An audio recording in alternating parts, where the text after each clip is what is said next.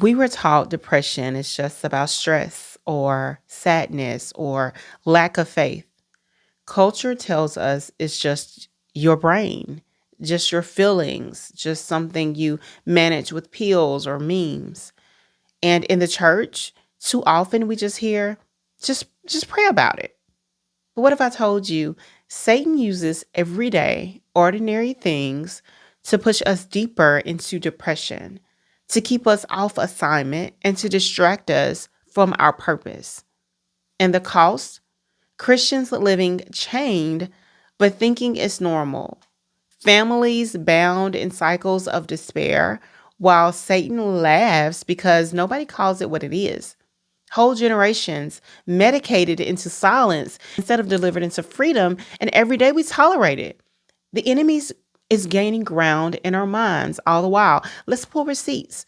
John 10:10 says, "The thief comes only to steal, kill, and destroy." Depression steals your joy, kills your drive, destroys your hope. That's not just biology, that's strategy. Ephesians 6 and 12 reminds us we wrestle not against flesh and blood, but against rulers, authorities, and powers of darkness. Depression isn't just natural, it's spiritual warfare. And Elijah, after calling fire down from heaven, he sat under a tree and begged to die. Satan wanted his exhaustion to turn into despair, but God didn't leave him there. He restored him. Here's the truth: Satan doesn't just attack with demons in the night, he attacks with distractions in the day. He uses comparison through social media, he uses isolation, getting you to pull away so no one sees your struggle. He uses cycles of sin and shame, whispering, "You'll never be free." He uses busyness, keeping you so drained that you never hear God's voice. And before you know it, you're not just sad, you're spiritually suffocating. I'll be real, I felt that. Those days where I was scrolling, comparing, feeling like I was behind in life. The nights where silence felt heavy and Satan whispered, "You're not enough. You'll never catch up." And if I'm honest, I didn't even realize it wasn't just me. It was an enemy targeting me because he saw what I was going to become. But when I called it what it was, the chains started breaking. So how do you fight back? Number one, name that enemy. Stop calling it just stress. Expose it as spiritual attack. Number two, guard your gates. What you watch, what you listen to, who you scroll after, it all feeds your spirit. Number three, stay in community.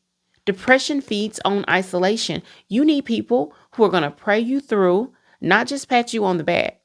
Four, use the word like a weapon. Every time Satan whispers, answer with scripture. Jesus himself fought the enemy with, "It is written." And I know somebody's thinking, but I really do have depression. It's not all spiritual. And that's real. Sometimes there are medical factors. But here's the revelation: Satan will use any open door that's available. If he can slip in through biology, trauma, distraction, or comparison, he will. But depression doesn't get the last word, deliverance does. When you stop treating depression like just feelings and start exposing the enemy behind it, you get free.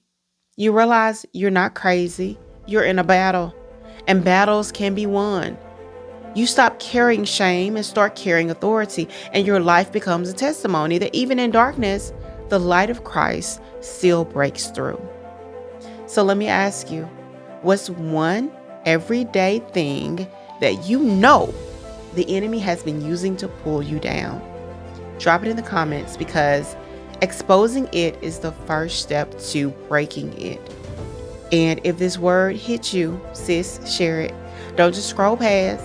Somebody in your feed is battling depression in silence, and this could be their lifeline.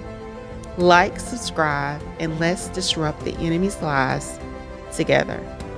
Until next time, I'm Deandra, your disruptor. I love you guys. Peace.